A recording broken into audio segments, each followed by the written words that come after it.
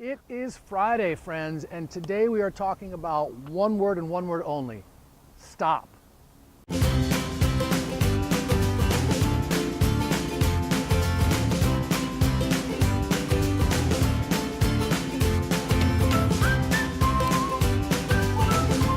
I see this all the time, you guys. My players, you'll hit a good baseline ball, good ground stroke, pushes your opponent back. You'll get that nice transition shot.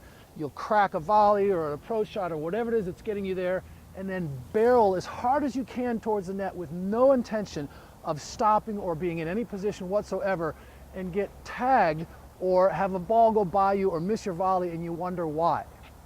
Well, you can't run straight at the net and hope that you're gonna be balanced and in position to hit a ball. I mean, think about it. If you and I were playing catch, we wouldn't stand 100 feet away from each other and then just barrel at each other as fast as we could, running, hoping that we would make good throws and good catches. It doesn't work that way. So what I need you guys to make sure that you're doing is when you're going to the net, regardless of anything that we've talked about in this entire series or will talk about, you have to stop. You have to get balanced. You have to be in position and in control of your body in order to hit a good volley. Okay, so in this point here, I see the opportunity a little bit late. You'll notice I'm hitting some ground strokes, and I finally hit a decent one, but I don't really notice it until too late, and I really only get 2 steps inside the baseline. But check it out. I actually stop, I balance myself, and then I move forwards. It's not a long stop. It's not like I stand there forever.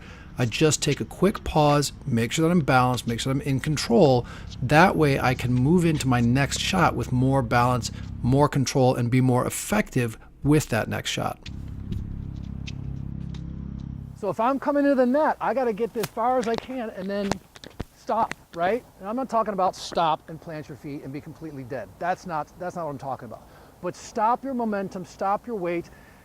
Yes, you will hear your coaches say, no, do a split step and spring and pounce. And yes, absolutely, when you're a 4 or 5 player or above. But for the rest of us, it just gets to be too much to do. We need to just stop, get balanced, and be ready to move.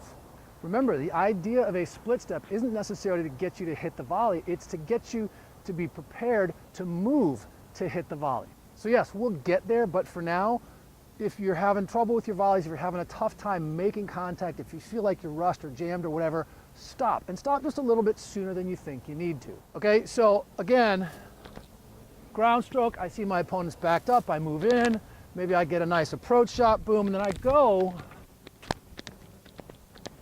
and I stop, I control my balance, I control my momentum, I control my body so that I can hit a good quality volley on that next shot. Now, I may not always be in as close as I'd like to get. It doesn't work that way. We don't get to run from the baseline to the net in one shot. We're not fast enough more often than not. So I may be back here, and I know I told you guys on the previous video to get inside the service line.